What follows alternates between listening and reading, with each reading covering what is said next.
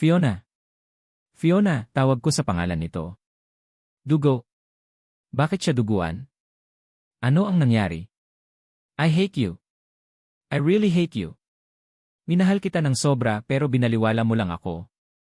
I hate Harry, kitang-kita ko ang matinding galit sa mga mata niya habang nakatitig sa akin. Hindi naman ako makapaniwala sa narinig. Sa ilang buwan na nakasama ko siya dito sa bahay ay naging tahimik ito. Naging aloof din sa akin at never na din nagpapansin. Iniisip ko na lang na siguro iyon talaga ang ugali niya. Na minsan tahimik, minsan makulit at minsan naman papansin. I love you, Harry. Alam mo naman na noon pa man, ikaw ang pangarap ko eh. Ikaw lang, umiiyak nitong bigkas habang naliligo ito sa sarili niyang dugo. Hindi ko naman malaman ang gagawin ko. Akmang hahawakan ko na sana siya pero hindi ko siya mahawakan. Parang nakalutang lang siya sa hangin na habang lumalapit ako sa kanya, palayo naman siya ng palayo. Hanggang sa may narinig ako na isang malakas na kalabog. Fiona! No! Please don't go! Fiona, malakas kong sigaw kasabay ng naramdaman ko ang marahang pagtapik sa pisngi ko. Kasabay ng pagmulat ng aking mga mata ay napabalikwas ako ng bangon. Kaagad na sumalubong sa paningin ko ang nag-aalalang mukha ni Arian. Ano ang nangyari? Nanaginip ka, seryosong tanong niya. Hindi ako nakaimik. Ramdam ko ang malakas na kabog ng dibdib ko. Mariin kong naipikit ang aking mga mata. Hindi ko din maintindihan ang sarili ko. Bakit ganoon ang panaginip ko? Bakit parang totoo? Balisa akong bumaba ng kama. Hinagilap ko ang aking puting shirt at isinuot iyon bago ako naglakad palabas ng silid. Diretso ako sa kabilang silid kung saan. Halos mahigit 2 buwan nang ginagamit ni Fiona. Yes, mahigit 2 buwan na si Fiona dito sa poder ko at sa loob ng mga nakalipas na linggo at buwan ay hindi ko ito napapansin. Simula kasi noong halos dito na tumira si Arian sa bahay, hindi na din talaga ako nito pinapansin. Nakikita niya ako pero naging aloof na siya sa akin. Hanggang sa nakasanayan ko na lang ang ganoong bagay dahil katwiran ko naman i-divorce ko din naman siya pagkatapos ng 1 taon. Iyon talaga ang plano ko. Kaya nga walang kontrol ang pakikipagkita ko kay Ariane. Para itatak sa isip ni Fiona na kahit na ano ang gawin niya, hindi ko talaga magugustuhan ang isang spoiled brat na kagaya niya. Akmang kakatok na sana ako sa pintuan ng silid ni Fiona pagkadating ko pero nakasunod pala si Arian sa akin. Mabilis niya akong nahawakan sa aking kamay. Ano ang ginagawa mo? Harry? Alam mo ba kung anong oras na? Late na, baka tulog na siya. Kung gusto mo siyang makausap, pwede bang ipagpabukas mo na lang, seryoso nitong wika. Isang malalim na buntong hininga ang pinakawalan ko at parang ngayon lang ako nagising ng tuluyan at naisip na 10 oras na nga pala ng gabi. Naging malupit na nga siguro ako kay Fiona nitong nakaraang mga buwan pati ba naman sa pagtulog nito istorbuhin ko pa. Isa pa, baka ang pagkatok ko sa kwarto nito ay magkaroon ng hindi magandang impresyon dito. Baka aasa na naman ang babaeng iyon na magugustuhan ko siya which ayaw kong mangyari. Nakafix na sa isipan ko na walang ibang babae para sa akin kundi si Arian lang. Hindi pwedeng mapalitan ng kahit na sino kahit na si Fiona pa yun. Sa naisip kong iyon, wala sa sariling napahakbang ako paatras. Bukas na lang. Tama, bukas, agahan kong gumising para matsyempuhan ko si Fiona. Hindi ko na din kasi maalala kung kailan nga ba kami huling nagkita. Buwan na din yata eh. Tahimik akong bumalik ng kwarto habang nakasunod sa akin si Arian. Matulog ka na. Magbabanyo lang ako, seryosong wika ko kay Arian pagdating namin ng silid. Mukhang naisturbo ko din talaga ang tulog nito dahil halata sa mga mata nito ang matinding pagkaantok. Okay, bilisan mo lang. Maaga pa tayong aalis bukas, seryoso niyang sagot. Weekend bukas at nakatakda kaming bumiyahe patungo sa Hong Kong. 3 araw lang naman at babalik din kaagad ng Pinas dahil hindi ko naman pwedeng iwan ng matagal ang opisina. Iyon na lang, ang balak kong matulog ulit ay hindi na nangyari. Hindi na kasi ako dinalaw ng antok. Para bang nakatatak na sa isipan ko ang hitsura ni Fiona sa panaginip ko. Duguan ito kaya para bang gusto ko nang hilain ang oras para mag-umana para ma-check ko ang kalagayan nito. Hindi na talaga ako dinalaw ng antok kaya naman madilim palang lumabas na ako ng silid para abangan si Fiona sa labas. Nagtungo muna ako ng dining area para makainom ng kape. Para mas lalong magising ang diwa ko. Eksakto 1:00 kanina noong nagising ako dahil sa lintik na panaginip na yon at hindi na ako nakatulog pa kahit na ano ang gawin ko. Kung bakit naman kasi napaka-creepy ng panaginip ko. Pwede namang nanaginip ako na kinukulit ako ni Fiona. Hindi yung naliligo ito sa sariling dugo. Nakakatakot iyon. Iyon na lang, naubos ko na lang ang kape ko, lahat-lahat walang Fiona akong nakita na pakalat-kalat sa buong paligid. Nagising na din si Ariane at kaharap ko na siya dito sa dining area pero walang Fiona akong nakita. Hindi ko tuloy mapigilan ang magtaka. Madilim pa lang nakaabang na ako dito sa dining area pero bakit hindi ko siya napapansin? Don't tell me na mas maaga pang umalis ang babaeng iyon. Na madaling araw pa lang, umalis na siya. Pero saan naman siya pupunta ng ganoong oras? Or baka naman hindi pa siya nakakauwi ng bahay simula kagabi. Sa naisip kong iyon hindi ko maiwasan na makaramdam ng inis. May mga bagay ba akong dapat na malaman? Ano pala nang ginagawa ng babaeng iyon sa nakalipas na buwan na hindi kami nagpapansinan? Babe, bakit nga pala ang aga mong nagising? Excited ka ba sa tour natin? Hindi ba't mamayang 8:00 pa ang alis natin? Natigil lang ako sa malalim kong pag-isip nang biglang nagsalita si Ariane. No, hindi ko na nga halos namalayan ang presensya niya. Titig na titig siya sa akin habang kitang-kita ko ang pagtataka sa kanyang mukha. Ha? Mamaya pa. Nai-ready mo na ba ang mga gamit na dadalhin natin? Seryosong tanong ko sa kanya. Matamis naman itong ngumiti sabay tayo. Hindi pa. Ngayon ko palang gagawin. Tutulungan mo ba ako? Nakangiti nitong tanong. Kaya mo na yan, babe. Sige na, ayusin mo na ang mga dadalhin natin. Susunod na ako, masuyong sagot ko kaya kaagad naman itong tumalima. Pagkalabas nito ng dining area siyang pasok naman ng isang kasambahay para ligpitin ang mga kubyertos na pinagkainan ni Ariane. Roma, si Ma'am Fiona mo ba kumain na? Hindi ko na napigilang tanong dito. Napansin ko kasing sakto lang ang inihanda nitong pagkain eh. Halos naubos ni Ariane ang pagkain na nasa mesa which is very unusual. Si Ma'am Fiona po ba? Naku sir, matagal na pong hindi umuwi si Ma'am Fiona dito sa bahay. Mahigit 1 buwan na po, sagot naman nito na kaagad kong ikinagulat. Ano? Anong sabi mo? Malakas ang boses na tanong ko. Wala sa sariling napatayo ako dahil sa labis na pagkagulat. Hindi po ba nagpaalam sa inyo si Ma'am, sir? Sabi ko naman kasi kay Manang Nenita, tanungin kayo kung bakit hindi na umuwi si Ma'am Fiona. Ako po ang naglilinis sa kwarto niya tapos lahat naman po ng mga gamit niya nasa loob lang. Pati nga mga gamit niya sa school nandoon lang din po eh, seryoso nitong sagot sa akin. Hindi naman ako makapaniwala sa narinig. Wala sa sariling napahakbang ako palabas ng dining area at dumiretso sa second floor ng bahay. Diretso ako sa kwarto na ginagamit ni Fiona at pinihit ang doorknob at ganoon na lang ang gulat ko nang mapansin ko na hindi nakalock iyon. Dali-dali kong binuksan iyon at kakaibang katahimikan ang sumalubong sa akin. Nakakabinging katahimikan. Wala akong nakita kahit na isang lukot ang kama at kahit na ang familiar na amoy ni Fiona ay hindi ko na naamoy. Maayos ang kanyang mga gamit. Naglakad ako patungo sa kanyang walk-in closet at doon sumalubong sa paningin ko ang kanyang maraming gamit. Maayos ang lahat at very organized.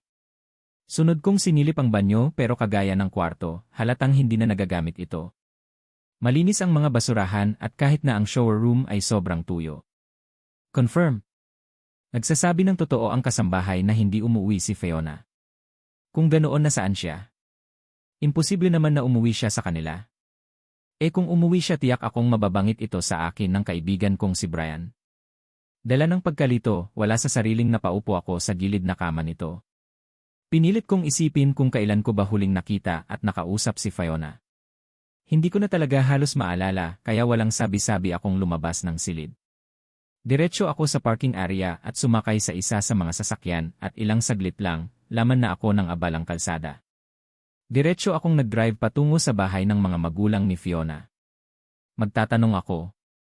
Hindi ko maindihan ang sarili ko kung bakit ganito ang pakiramdam ko. Bigla akong nakaramdam ng pagkabalisa. Nasaan si Fiona? Bakit kung kailan na panaginipan ko siya at saka ko lang siya naalala? Huminto ako sa mismong tapat ng gate ng bahay ng mga De La Fuente at naglakad patungo sa may guardhouse. Sa mga gwardiya na muna ako magtatanong. Hindi kasi ako pwedeng dumirekta sa mga De La Fuente dahil hindi ako sigurado kung umuwi din ba si Fiona dito. Iyon na lang, nang tanungin ko ang gwardiya kung umuwi ba si Fiona sa bahay na ito, negative ang naging sagot nito sa akin. Ang huling pagdalaw daw ni Fiona sa bahay na ito ay noong nakaraang buwan pa at hindi na nasundan pa hanggang ngayon. Tolero at hindi mapalagay.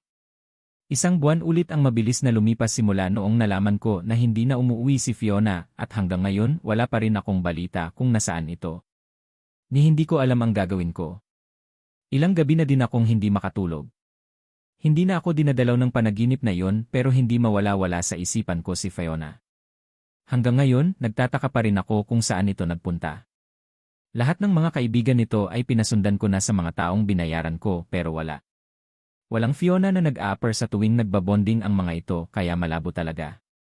Nasaan na siya? Nasaan na si Fiona? Aminado ako na nitong mga nakaraang araw naging bugnutin ako. Bigla akong nakaramdam ng pag-aalala para sa kaligtasan ni Fiona. Hindi siya pwedeng magtagal sa labas na hindi namin malaman kung nasaan ito. Mayaman ang mga magulang nito at baka makidnap ito at mapahamak. Yes? Shit, bakit hindi ko ito naisip? Hindi kaya nakidnap si Fiona?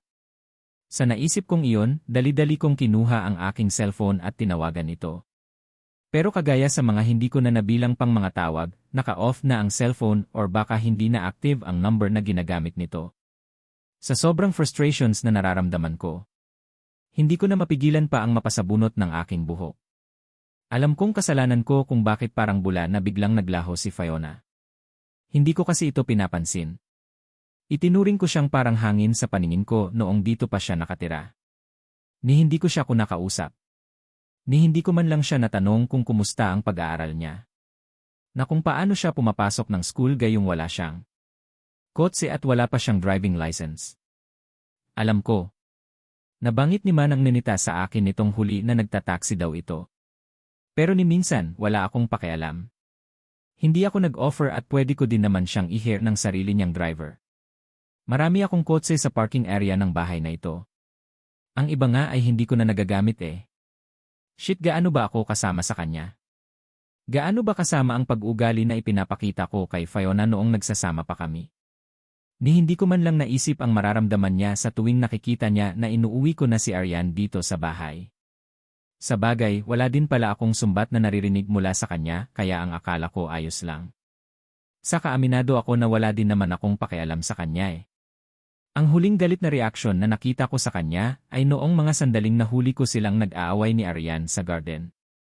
Pero syempre, si Arian ang kinampihan ko noon. Nakita kong si Arian ang dehado eh. Gulo-gulo ang buhok ni Arian noon at mukhang nakatikim din ng sampal galing dito. Kilala ko si Fiona. Maldita ito kaya pinagalitan ko din ito. Iyon lang ang last na nakita ko kung paano ito nagalit pero nitong huli, wala na. Ni para bang hindi na ito nag-exist at nalaman ko na lang na bigla na lang siyang naglaho na parang bula. Mukhang hindi din alam ng mga De La Fuente kung nasaan na ito. Halos araw-araw akong nakamatsyag sa eskwelahan kung saan ito pumapasok pero wala. Ni anino ni Fiona hindi ko makita. Nag-check na din ako sa immigration kung lumabas ba ito ng bansa pero negative. Walang record si Fiona na lumabas ng bansa this year lang pero bakit ganoon? Bakit kay hirap niyang hanapin? Baby. Baka naman nagsawa na. I mean, bakit mo pa kailangan hanapin ang isang taong ayaw magpahanap? Ayaw mo ba noon malaya na tayo? Pwede na natin gawin lahat ng nais natin gawin na walang asungot, nakangiting wika ni Arian sa akin. Maliban sa mga tao dito sa bahay, kaming dalawa pa lang ang nakakaalam na nawawala sa Fiona. Ni mukhang hindi din alam ni Brian. Kagabi, kasama ko pa ito sa bar at wala itong nababangit tungkol sa kapatid niya. Kilala ko si Brian, overprotected ito pagdating sa mga kapatid, lalo na kay Fiona, at kapag malaman nito na nawawala si Fiona, tiyak na malalagot talaga ako.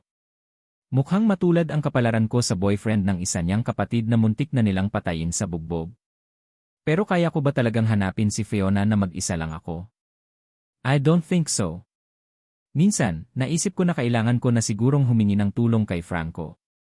May mga magagaling silang agent na hawak at magagaling ng investigador. Nasa ganoon akong pag-isip ng dumating si Manang Ninita. Hindi ko mapigilan ang mapakunot noon nang mapansin ko na may bitbit itong isang brown envelope.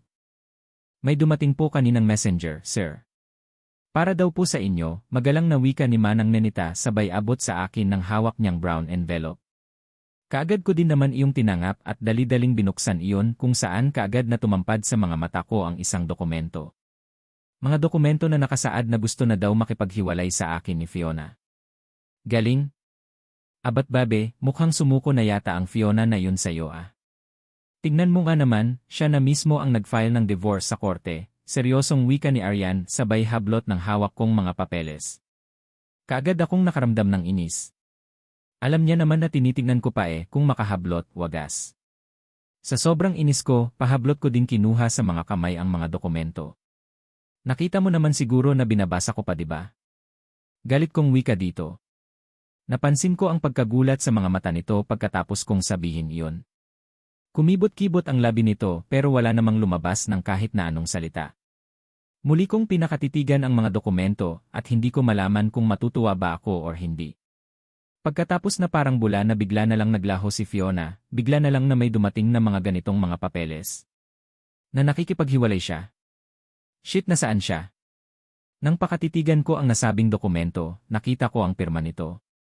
2 months ago pa ayon na din sa nakasulat na petsa. 2 months pa ang pirma. Bago siya naglaho na parang bula, kakatapos niya lang pirmahan ang mga ito. Ganoon ba? Sa wakas, makakapagpakasal na tayo. Tingnan mo nga naman, sabi ko sa'yo susuko din siya Na hindi din siya makakatagal at kusa din siyang mag-aal sa balutan, narinig kong sambit ni Arian. Wala sa sariling napatayo. Mabilis ang hakbang na naglakad palabas ng living room. Baby! Baby! Saan ka pupunta? Narinig ko pang tawag ni Arian, pero parang wala akong narinig. Tuloy-tuloy lang ang paghakbang na ginawa ko. Tinahak ko ang hagdan paakyat ng second floor ng bahay at diretsong pumasok sa loob ng kwarto ni Fiona. Muli kong nag-check sa paligid. Impossible. May naglalayas ba na intact lahat ng mga gamit? Pati nga mga paborito niyang libro nandito din Bakit hindi ako mapalagay? Bakit hindi ako kumbinsido? Imposible talaga na bigla na lang siyang umalis. Knowing Fiona, madramang babae yon. Kung sakali man an ayaw niya na sa akin, proud niyang isisigaw sa pagmumukha ko yon. Muli akong napasabunot sa aking buhok dahil doon. Mababaliw na yata ako sa kakaisip dito. Tama si Arian, dapat ayos lang dahil umalis na din ang makulit na si Fiona pero bakit hindi ako mapalagay? Bakit palagi na lang na siya ang laman ng isipan ko? Babe, narinig kong tawag ni Arian mula sa pintuan ng silid. Heto na naman siya. Sinundan niya na naman pala ako at gustong kausapin. Get out. Out. Gusto kong mapag-isa, seryoso kong wika dito. Napansin kong kaagad na napataas ang kilay niya. Hey babe. Ano ba ang nangyayari sa'yo? Naku, nag-aalala na ako sa'yo ha. Tingin mo ba sa akin, si Fiona ako? Ang layo ng physical appearance namin ng babaeng iyon no, nakanguso nitong wika at talagang pumasok ng tuluyan dito sa loob ng silid. Natigilan naman ako. Yes, malaki talaga ang pagkakaiba nilang dalawa kung physical appearance ang pag-uusapan. Milya-milya ang layo ng ganda ni Fiona kumpara dito kay Arian. Itong si Arian kasi mahilig mag-ayos. Sexy din manamit samantalang si Fiona naman parang bata pa akong kumilos. Hindi din ito mahilig sa mga sexy na kasuotan. Kapag may okasyon lang din ito naayusan. Pero kahit na walang makeup ang ganda ni Fiona. Ang ganda ng mukha Fresh na fresh tingnan at walang halong chemical. Unlike Arian na nagpa-enhance na ng ilong. Regular din itong nagpatangal ng taba sa tiyan. Tapos alagad din ang kilay at balat nito sa isang suki na beauty clinic. Malaki nga talaga ang pagkakaiba nilang dalawa ni Fiona. Sobrang laki. Grabe naman pala ang babing iyon. Ang mamahal ng mga gamit niya narinig kong sambit ni Arian. Wala sa sariling bigla akong napalingon nang maamoy ko ang isang familiar na amoy. Hindi ko mapigilan ang mapatayo nang makita ko si Arian na nasa harapan na ng vanity mirror ni Fiona at hawak na nito ang isang bote ng pabango. Arian, ano ang ginagawa mo? Galit kong sigaw. Napansin kong napaiktad ito sa gulat habang napatitig na din sa akin. Who gave you the permission na pakialaman mo ang gamit niya? Galit kong tanong sa kanya. Babe. Ano ba ang nangyayari sa'yo? Bakit ba ang init ng ulo mo? Nagtataka niyang tanong sa akin. Out! Get out! Galit kong sigaw na umalingangaw sa buong paligid ng silid. Tinuro ko pa ang pintuan ng silid para ipakita sa kanya na desidido ako sa sinabi ko na lumabas na siya. Hay, hindi kita maintindihan. Don't tell me na kung saan sumuko na siya, saka mo naman siya hinahanap mayon, seryosong tanong niya sa akin. Hindi ako nakaimik. Come on, Harry. Dapat nga masaya tayo eh. Hindi na natin kailangan pang maghintay ng 1 taon para maghiwalay kayo. Siya na itong kusang umayaw at kusang umalis, seryosong muling sambit ni Arian. Lalo namang nagpanting ang taina ko sa galit. Nanlilisik ang mga matang nilapitan ko siya at walang sabi-sabing mahigpit na hinwakan sa braso. Hindi ka pa rin lalabas? Hindi mo ba ako naiintindihan? Sabi ko, lumabas ka na. Labas, galit kong sigaw. Maluha-luha naman siyang tumitig sa akin. Harry, ano ba? Hindi na kita maintindihan. Ano ba ang ginagawa mo? Ska, pwede ba? Bitawan mo ako. Nasasaktan ako, naiyak na wika ni Arian sa akin. Pero parang wala akong narinig. Mabilis ko siyang kinalakadkad palabas ng silid at patulak na binitiwan. Simula ngayong araw, bawal kang pumasok sa silid niya. Bawal mo din pakialaman lahat ng mga gamit niya, seryoso kong bigkas at hindi na ako nag-abala pang titigan ang mangyak-iyak niyang mukha. Basta ko nalang isinara ang pintuan at inilok. Naglakad ako patungo sa may vanity mirror ni Fiona. Dinampot ko ang pabango na kanina lang ay hawak ni Arian at inamoy-amoy iyon. Shit, ano nga ba ang nangyayari sa akin? Bakit kung saan wala na siya at saka ko na siya hinahanap-hanap? Sa mga araw na nagdaang araw na walang naging balita sa kanya at hindi ko na siya nakikita, lalong yumayabong ang kagustuhan ko na muli siyang makita at maibalik dito sa bahay para makasama. Bigla ko siyang na-miss. Bigla kong hinanap-hanap ang presensya niya. Kung saan wala na siya, saka ko naman naramdaman kung gaano siya kaimportante. Buong ingat na binitiwan ko ang pabango. Para akong tanga na isa-isa kong pinakatitigan ang iba niya pang mga gamit. Intact lahat ang mga ito. Hindi talaga ako maniniwala na basta na lang siyang naglayas. Nandito kasi ang mga gamit niya eh. Nandito lahat. Muli akong naglakad patungo sa kama niya. Dahan-dahan akong naupo hanggang sa mapatitig ako sa kanyang bedside table. Pinakilaman ko na din. Dahan-dahan kong binuksan ang drawer at ganoon na lang ang gulat ko nang unang tumampad sa paningin ko ang isang maayos na nakatupi na white bond paper. Sa bagay, ito lang naman ang laman ng drawer eh. Wala namang iba. Dahan-dahan kong binuksan iyon at hindi ko maiwasan na magulat nang may biglang nahulog. Pinulot at pinakatitigan at hindi ko maiwasan na magulat nang tumamag sa paningin ko ang isang debit card. Naka-engrave ang pangalan ni Fiona, kaya naman muli kong pinakatitigan ang papel na hawak ko. Isa yun sulat at nang mapandin kong galing kay Fiona, dali-dali kong binasa. Harry, I am sorry. Isang malaking pagkakamali ang nagawa ko sa inyong dalawa ni Arian at patawarin niyo ako. Don't worry, hindi ako galit sa inyong dalawa at never akong magagalit sa inyo. Kagaya ng pangako ko, ako na ang bahalang magbabayad ng mga posible na gagastusin niyong dalawa ni Arian sa susunod niyong wedding. Ang debit card na iniwan ko ay kasya na siguro iyan sa mga dapat niyong gastusin sa muli niyong pagpapakasal. Kapag may kulang pa, pwede bang utang na muna? Babayaran ko na lang kapag magkita tayo ulit. Thank you, Harry. Thank you for everything. Narelease ko na ang pagkakamali ko at nahihiya ako sa abala na ibinigay ko sa inyo. I'm sorry. Regards, Fiona. Kung hindi pa nabasa ang papel na hawak ko, hindi ko pa namalayan na pumapatak na pala ang luha mula sa aking mga mata. Pinakatitigan ko din ang hawak kong debit card at lalo akong nakaramdam ng matinding pag-alalala.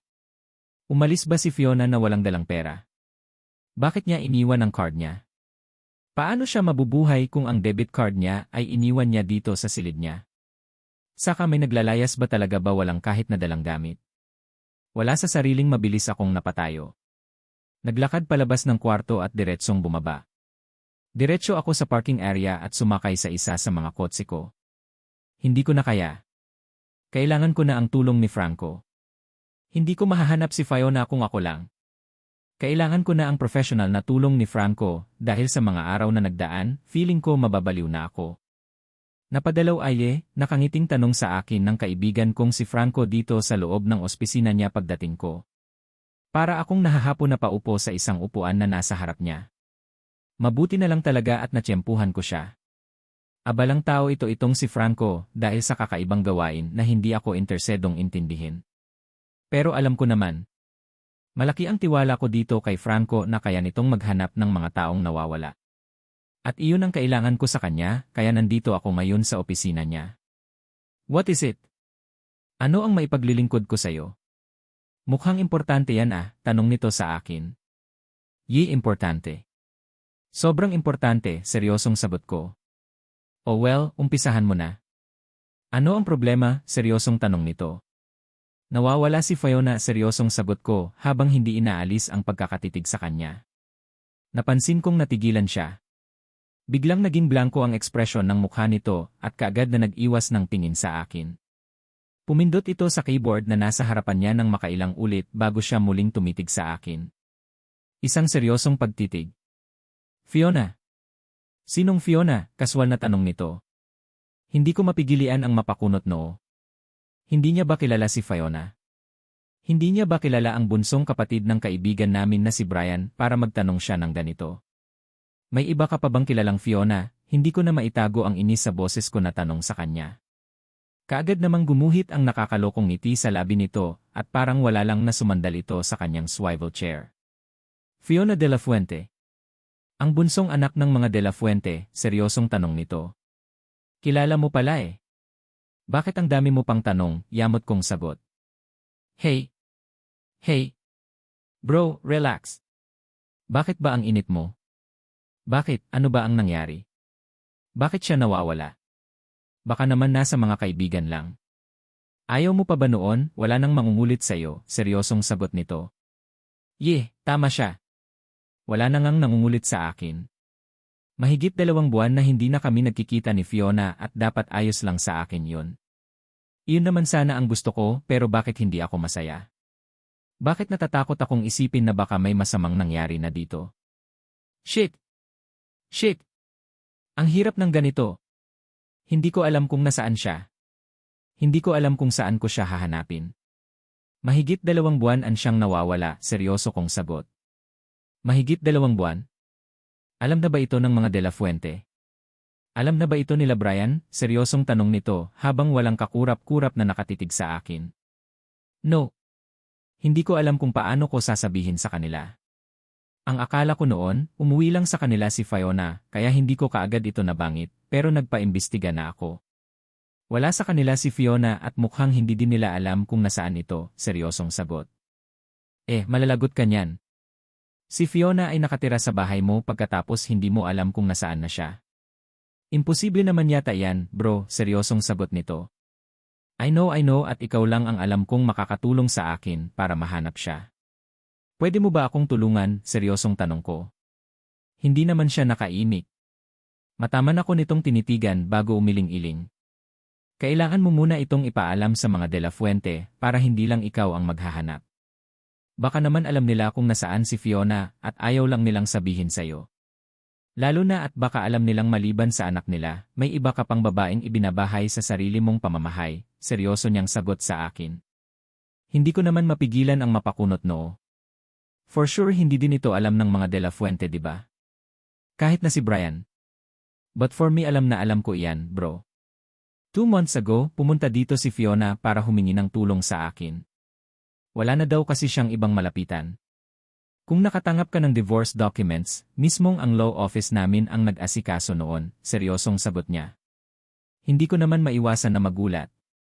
Hindi ko ito inaasahan kaya wala sa sariling napatayo ako.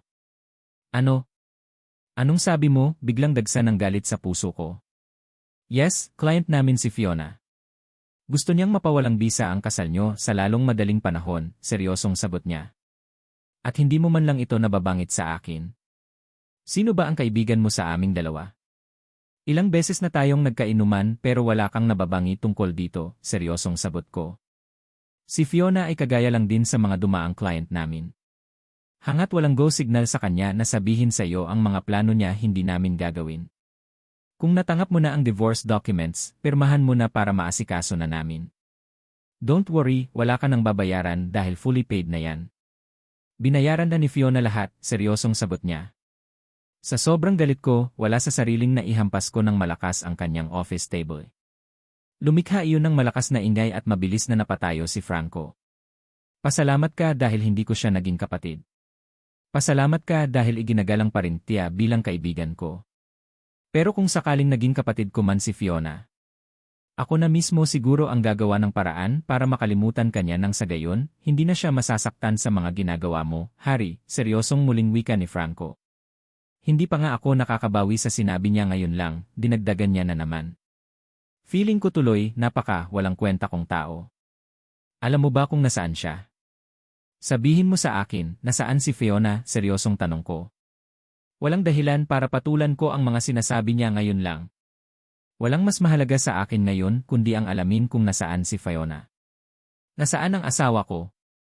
Kung naging client ng law office nila Franco si Fiona, tiyak ako na alam niya kung nasaan ito at ang kailangan ko lang gawin sa ngayon at pilitin itong si Franco na magsalita.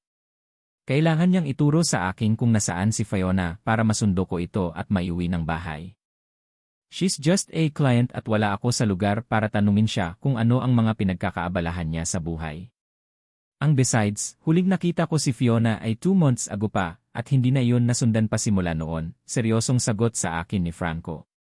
Nanghihina naman akong muling napaupo sa upuan at tulalang napatitig sa kawalan. 2 months ago? Almost 2 months ago ko na din siyang hindi napapansin, mahinang sagot ko sa kanya. Hindi na din ako sinagot ni Franco. Muli nitong itinoon ang buon niyang atensyon sa harap ng computer na akala mo hindi ako nag-exist. How much? Magkano ang dapat kong bayaran para mapapayag ka na hanapin siya? Seryosong tanong ko sa kanya. Muling nag-angat ng tingin si Franco at direktang tumitig sa akin. We are friends at kahit na hindi mo sabihin, willing akong tumulong na mahanap siya, kaswal niyang sagot. Yes, we are friends at walang ibang magtutulungan kundi tayo-tayo lang. Ganoon pa man, willing akong gastusan siya. Willing akong gumastos basta mahanap lang siya sa lalong madaling panahon, seryosong sagot ko. Natigilan naman si Franco sabay dahan-dahan na tumango. Okay, tatawagan na lang kita kapag mag-lead ako tungkol sa kanya, seryosong sagot niya. Wala na akong nagawa pa kundi laglag ang balikat na lumabas ng opisina nito.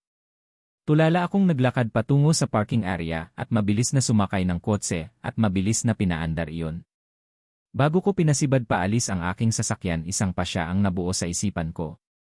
Nag-drive ako patungo sa opisina ng kaibigan kong si Brian na kapatid ni Fiona. Bahala na. Sa kanya ako magtatanong kung may balita siya sa kapatid niya. Hindi ko na talaga kaya. Feeling ko unti na akong pinapatay sa matinding pag-aalala na nararamdaman ko ngayon.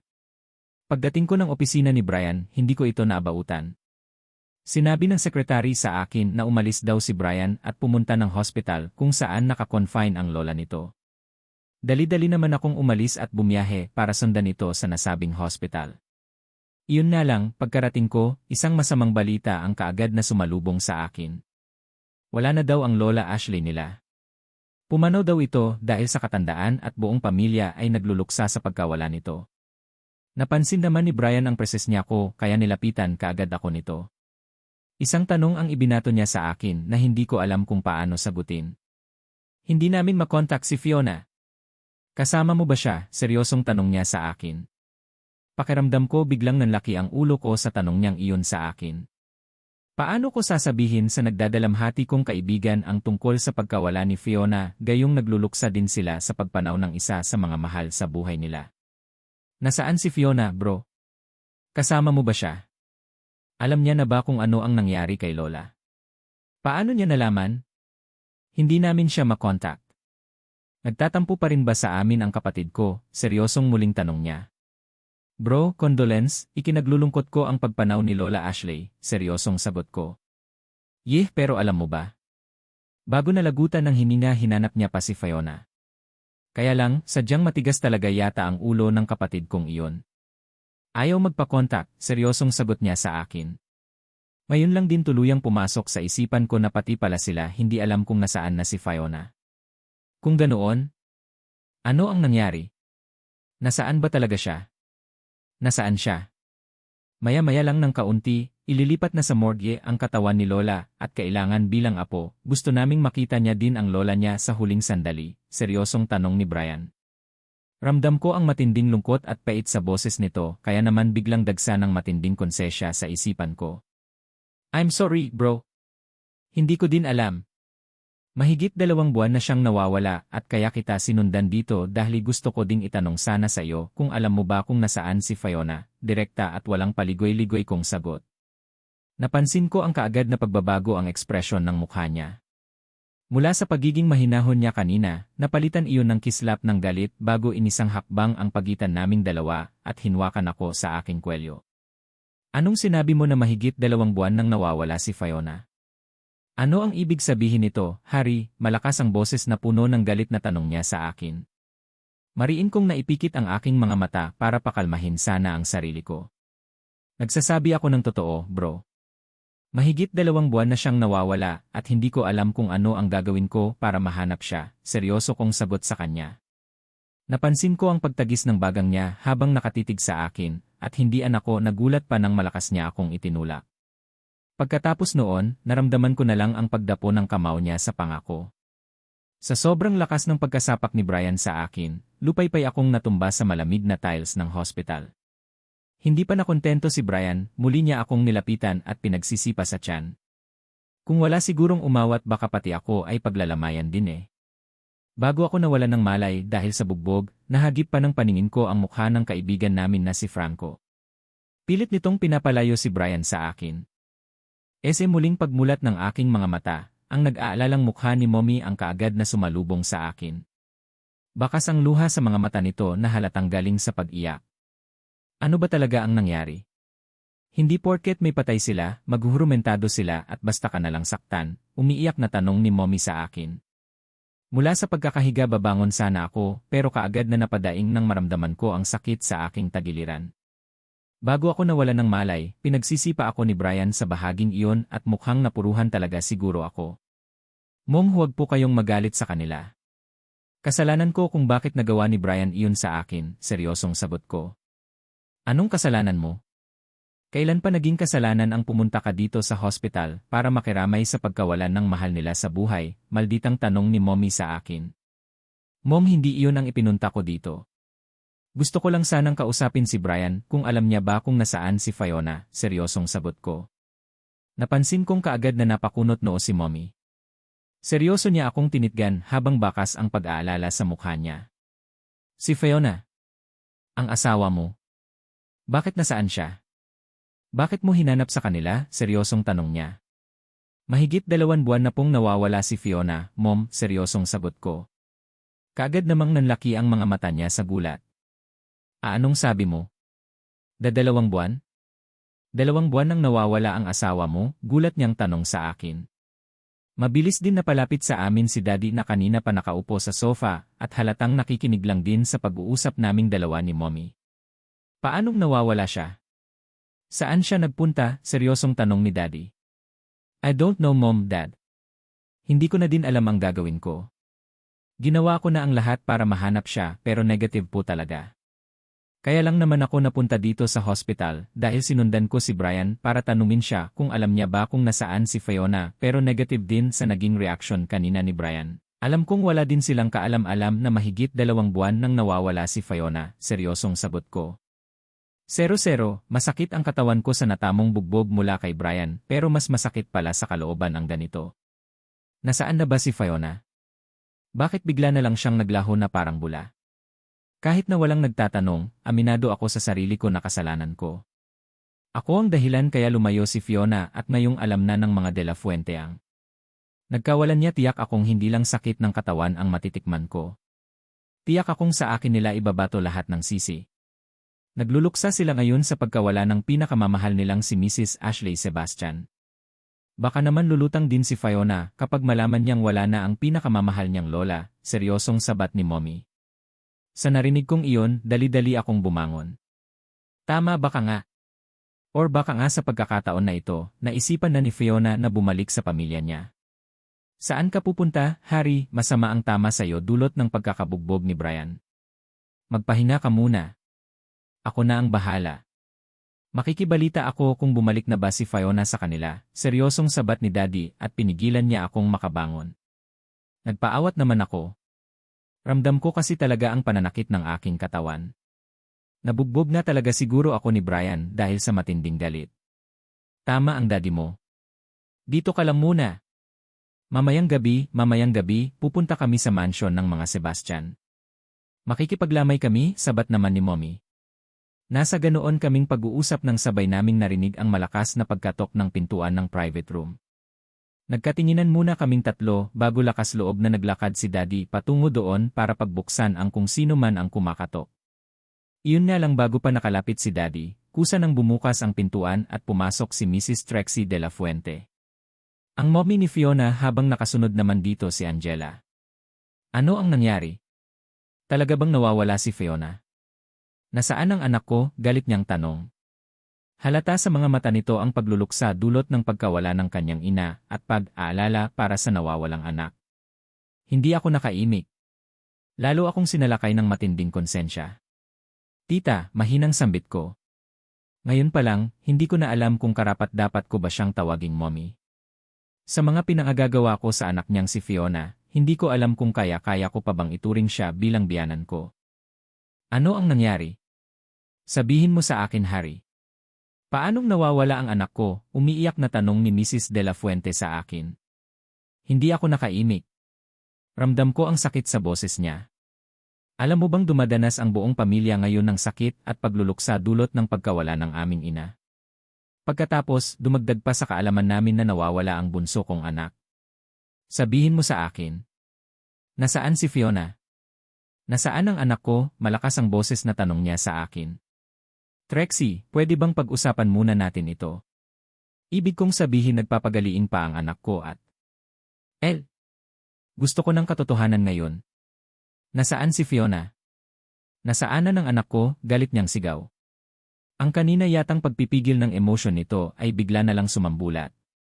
Tumampad sa harapan ko ang pagdurusa ng isang ina na nawalan ng anak at ang isang anak na nawalan ng ina. God, gaano ba ako kasama para dumagdag pa sa lungkot at paghati ng pamilya na ito? Hayaan niyo po, tita. Kung kinakailangan na halughugin ko ang mundo, mahanap ko lang si Fiona, gagawin ko po. Ibabalik ko po si Fiona sa inyo, promise po, mahina kong bigkas. Umaasa ako na sa simpleng salita kong iyon ay maibsan man lang ng kahit na kaunti ang pighati na nararamdaman sa puso niya. Hindi ko ito matatangak. Ipinagkatiwala namin sa iyo si Fiona. Akala namin alagaan mo siya pero bakit? Bakit? Umiiyak na tanong nito. Kaagad naman itong nilapitan ni Angela. Pilit na inaalo pero patuloy lamang ito sa pag-iyak. Hanggang sa kusa na nitong inihakbang ang mga paa palabas ng silid. Bago muling sumara ang pintuan, dinig ko pa ang malakas nitong pagpalahaw na lalong nagpadurog sa puso ko. Ni hindi ko na nga namalayan pa ang pagpatak ng luha mula sa aking mga mata. Yes, sa kauna-unahang pagkakataon, kusa akong umiyak at sa mismong harapan pa talaga ng mga magulang ko. Muli kong naramdaman ang paglapit ni Mommy sa akin. Pinilit niya akong aluin pero umiling lang ako. Kasalanan ko, Mom. Naging malupit ako sa kanya. Siguro napuno na si Fiona sa akin. Kung hindi niya lang siguro palaging nakikita si Ariane sa bahay, hindi naman siguro siya aalis mahina kong sambit. Napansin kong gulat na nagkatinginan silang dalawa. Ano ang sabi mo? Si Ariane. Dindala mo si Ariane sa bahay niyo, gulat na tanong ni Daddy. Hay, hindi lang dinadala, Dad. Halos sa bahay na siya tumitira at nakikita iyon ni Fiona, mahinang sagot ko. Namalayan ko na lang ang malakas na sampal na tumama sa pisngi ko kasabay ng galit na pagsigaw ni Mommy.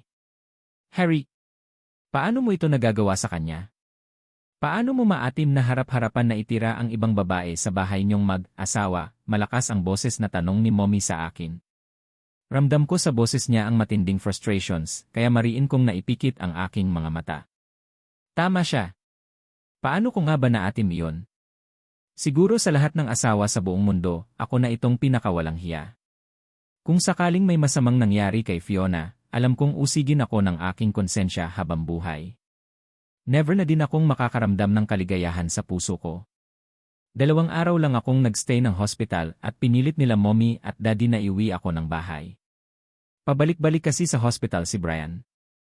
Pinagbabantaan ako dahil kahit na nakaburol na si Mrs. Ashley Sebastian, walang Fiona ang umuwi which is napaka-imposible.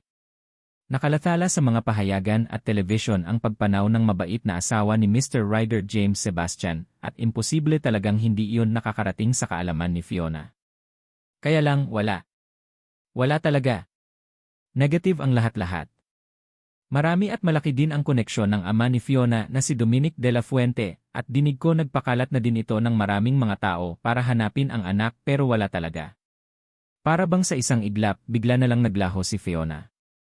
Walang nakakaalam na kahit na sino kung nasaan siya.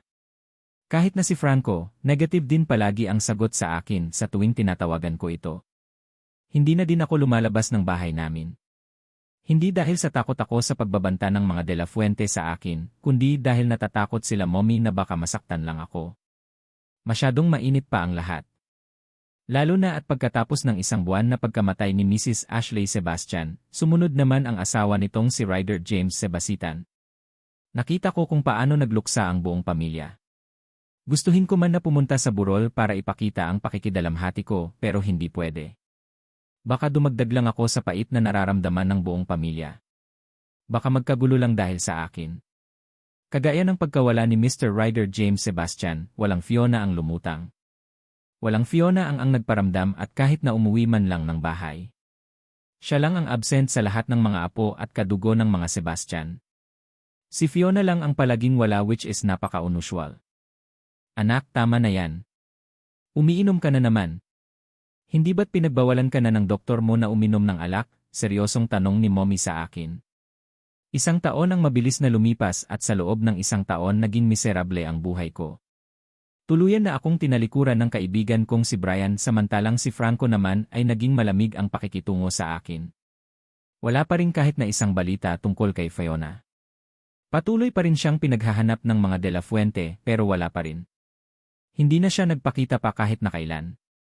Mom, hayaan niyo na po ako.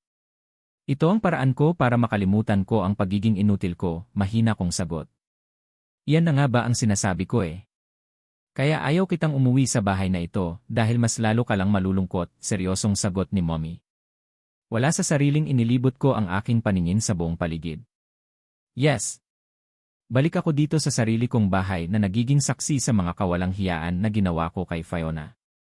Ang bahay na alam ko din na naging saksi sa pagdurusa ni Fiona. Hindi ko kayang iwan ang bahay na ito kahit na ilang beses na akong pinilit nila mommy na ibenta na lang. Para daw makalimutan ko na ang lahat-lahat. Para daw maka-moved on na ako. Pero hindi eh. Hindi ko kaya. Nandito sa bahay na ito ang kwarto ni Fiona. Nandito din ang mga gamit niya na ayaw kong galawin. Umaasa pa rin ako na babalik siya. Babalikan niya ako. Mahal ako noon eh. Baka nagpapalamig lang siya. Baka naman abala lang siya sa kakalibot sa mundo kaya wala siya. Baka hindi niya pa nababalitaan ang pagkawala ng pinakamamahal niyang lolo at lola kaya hindi pa siya nagpapakita. Ewan niyo na muna ako mom. Please, mahina kong sambit. Isang mahinang buntong hininga ang pinakawalan nito bago dahan-dahan na tumayo at lumabas ng aking silid. Nang mapag-isa ako, mas lalo akong binalot ng kalungkutan. Isang taon. Isang taon ang mabilis na lumipas pero parang kahapon lang nangyari ang lahat. Nandito pa rin ang sakit. Nandito pa rin ang pain at deserve ko ito. Nasa ganoon akong pag-isip nang muling bumukas ang pintuan ng silid. Napaangat ako ng tingin at kaagad na sumalubong sa paningin ko ang nakangiting mukha ni Arian. Ano ang ginagawa mo dito? Sino ang nabigay sa iyo ng permiso na pumasok ka dito? Malamig ang boses na tanong ko sa kanya. Simula noong nawawala si Fiona, bigla na lang din tumabang ang pakikitungo ko dito kay Arian. Sa isang iglap bigla na lang din akong wala ng gana sa kanya. Babe, hanggang ngayon pa rin ba, sinisisi mo pa rin ang sarili mo sa pagkawala niya? Seryosong tanong ni Arian sa akin. Isang mapanuksong ngiti ang gumuhit sa mapupula nitong labi bago naglakad palapit sa akin. Get out! Get out! Galit kong sigaw sa kanya sabay salin ko ng alak sa baso ko. Napansin kong saglit itong natigilan. Hindi pa rin nagpaawat at muling humakbang palapit sa akin at akmang kakandong pa nga sana sa akin pero malakas ko siyang itinulak. Sumubsob ang kanyang mukha sa carpeted na sahig ng kwarto ko kasabay ng malakas niyang pagsigaw sa akin. Harry! Ano ba, galit niyang sigaw. Mula sa pagkakasubsob sa sahig, dahan itong bumangon at galit akong lumingon. Napansin kong putok ang mapupula niyang labi. May dugo din sa kanyang ilong. Napalakas yata ang pagkakatulak ko kaya nasugatan siya. Sinabi ko naman sa'yo na umalis ka na, di ba? Hindi na kita kailangan kaya lumayas ka sa harapan ko. Galit kong sigaw at basta ko na lang dinampot ang bote ng alak at ibinato sa kung saan. Naglikha iyon ng malakas na ingay ng pagkabasag kasabay ng muling pagbukas ng pintuan ng kwarto at humahangos na pumasok si Mommy dito sa loob. Bakas ang matinding pag-aalala sa mukha nito at nang mapansin niya na ang sitwasyon ni Ariane, dali-dali niya itong nilapitan. Ano ang nangyari? Bakit may dugo si Ariane? Seryosong tanong nito. Kaagad namang napahagulhol ng iyak si Ariane at lumapit kay Mommy. Tita! Si Harry, sinaktan ako ni Harry, umiiyak na bigkas nito. Hindi ko naman maiwasan na mapaismid. Kung nakinig lang siya sa akin kanina, hindi kami aabot sa ganitong sitwasyon. Hindi ko gustong may mangungulit sa akin ngayon lalo na at hanggang ngayon. Iba ng babae ang hinahanap ng presensya ko. Iyon ay walang iba kundi si Fiona. Yes, si Fiona. Kung gaano pala siya kakulit noon, ganoon din pala siya kahirap hanapin kung maglayas. Nasaan na ba siya? Nasaan na ba si Fiona? It's good he's back. 5 taon. 5 taon ang matuli na lumipas at heto ako. Sakay ng eroplano pabalik ng Pinas at hindi ko alam kung ano ang mararamdaman ko. Pakiramdam ko galing ako sa isang malalim na panaginip. Panaginip na tumatak sa puso at isipan ko. Panaginip na nagpabago ng pananaw ko sa buhay. Panaginip na marami akong natutunan. Alam mo ba kung ano ang una kong gagawin pagbalik ng Pinas? Pupunta ako sa mga bar. Susulitin ko ang 5 taon na nawala ako at magha-happy-happy ako, narinig kong sambit ni Raven. Kausap nito si Cloud at Star at halata sa mga boses nila ang galak. Sa bagay, sino ba naman ang hindi matutuwa? Kaming 4 ay kasama sa mga nakasurvived sa dibdibang training. Itinuturing ko na nga na pangalawang buhay ko ito, dahil sa mahigit 100 na katao na kasama namin sa training, 48 lang kami ang nakasurvive. Paano ba naman kasi, kasali pala sa training na para kaming ibinala sa kanyon at isinabak sa jera. Iba-ibang lahi ang mga kasama namin. Lahat sila ay halos kasabay din namin na umalis na Russia para umuwi sa kanya-kanyang bansa. 4 kaming Pinoy na nakasurvived. Totoo pala talaga ang sinabi ni Kuya Franco. Hindi madali ang training. For survival ang lahat. Sa loob ng 5 taon, feeling ko hindi ko nahawak kahit ang sarili kong buhay. Araw-araw nasa hukay ang isa naming paa, patunay dito ang hindi na mabilang na peklat sa aking katawan. Mga peklat mula sa tama ng baril at iba pang mga matatalim na bagay. Ang iba dito ay nabura na nga sa pamamagitan ng makabagong technology.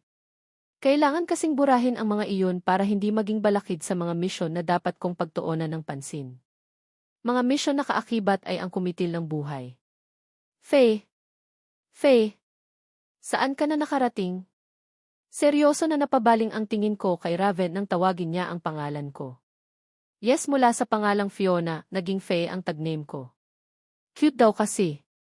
Bagay sa personality ko na maganda at matapang. Char! Nandito pa tayo sa himpapawid. Saan ba tayo dapat makarating? Nakainggos kong sagot. Isang malakas na tawa ang kumawala sa lalamunan nito. Sa pag-alis namin sa bansang Russia, alive na talaga ang dugo nitong si Raven eh. Kung umasta parang bata. Nag-umpaw din ang sense of humor. Sama ka sa amin ha? Wag na huwag mo kaming pagtaguan. Bar tayo. Happy. Sulitin natin ang mga panahon na nawala tayo sa Pinas at sulitin natin na hindi pa tayo sumasabak sa panibagong assignment. Nakangising sabat naman ni Star. Starla Marie talaga ang pangalan nito. Siya mismo ang pumili ng tagname na Star dahil ang pangit daw ng pangalan niya. Pangalan daw ng isang badinggayong tunay na babae naman daw siya. Si Raven naman, Raven talaga ng name niya samantalang si Cloud naman ay Claudio talaga. Sure, kailan pa ba ako umatras sa hamon ng buhay, nakangisi ko ding sagot sa kanila. Wala lang. Baka kasi bigla mo kaming pagtaguan eh. Bawasan natin ang mga kayamanan natin guys. Mag-happy-happy tayo dahil maiksi lang ang buhay, sabat naman ni Cloud. Yes, kailangan talaga mag-happy-happy. Maiksi lang naman talaga ang buhay. Lalo na sa mga kagaya namin na palaging nasa kaguluhan. Na palaging may hawak na baril or patalim at palaging sumusuot sa jera. Pagdating namin sa isang international airport ng Pinas, excited kaming nagsipagbaba ng eroplano.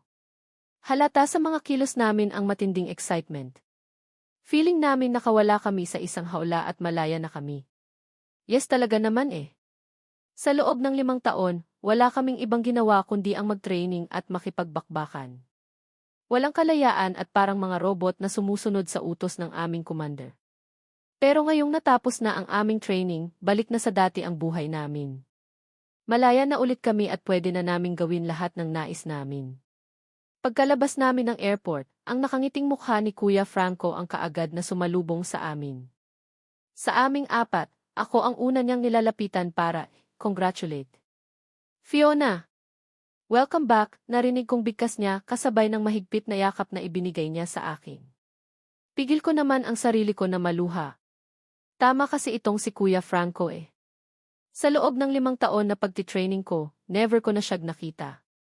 Wala siya at never siyang nag-exist. Wala tuloy akong nahingan ng tulong sa tuwing hirap na ako. Natuto din akong lumaban sa buhay na ako lang. Gayunpaman, hindi masama ang loob ko dito kay Kuya Franco. Super thankful ako sa kanya dahil kung hindi sa kanya, baka ako pa rin ang dating si Fiona. Mahina at iyakin. Welcome back guys. I am happy to see you again. Pagkatapos akong pakawalan ni Kuya Franco sa pagkakayakap, ang mga kasamahan ko naman ang nilapitan niya. Isa-isa niyang niyakap ang mga ito at nagpahayag ng pagbati. Pagkatapos noon, sabay-sabay na kaming sumakay sa naghihintay na sasakyan. Diretso kami ng headquarters kung saan naghihintay sa amin ang isang simple at very memorable na welcome party. Nakilala din namin ang iba pang miyembro ng organisasyon. May mga bata pa at may mga matatanda na din, halos lahat sa kanila ay may mataas na katungkulan na din ng sandatahang lakas. Well, choice naman namin iyon. Pwede kaming mag-join sa sandatahan, pwede din hindi. Pwedeng private lang at maghihintay ng mission mula sa head namin. Lahat ng choice ay nasa amin basta ang importante, kasapi na kami ng organisasyon at palagi kaming on the go kapag kailangan ang serbisyon namin.